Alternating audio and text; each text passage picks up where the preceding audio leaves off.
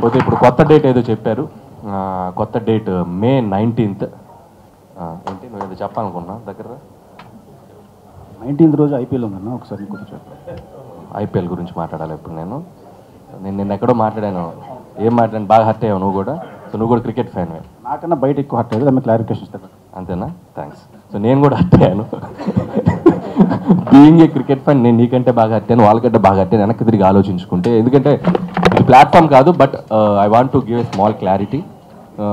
నేను కరెక్ట్గా ఈవెంట్కి వెళ్ళబోయే ముందే ఏదో డిస్ట్రిబ్యూటర్ని కలవడం జరిగింది. సమ్మర్లో సినిమాలకి ఎవరు రావట్లేదు, థియేటర్స్ అన్నీ బాగా ఇబ్బంది పడుతున్నాయి, చిన్న సినిమాలు బాగా ఆడాలి అది ఇదంటే, అది మేబీ ఆ ఎక్స్టెంపో లేదో మాట్లాడిన మాట తప్ప ఎవరిని హర్ట్ చేయాలని కాదు. So I want to correct my statement. IPL చూడండి, చూసిన తర్వాత మీకు టైం ఉంటే మా సినిమాలను కూడా చూసి ఎంకరేజ్ చేయండి ప్లీజ్. సో దయచేసి ఇట్స్ మై హానెస్ట్ రిక్వెస్ట్. ఇదేదో నేను మీరు అఫెండ్ అయ్యారని నన్ను డిఫెండ్ చేసుకోవట్లేదు, హానెస్ట్గా హార్ట్ఫుల్గా కరెక్ట్ చేసుకుంటాను. Thank you. అలాగే ఇందాక వీరశంకర్ గారు చెప్పినట్టు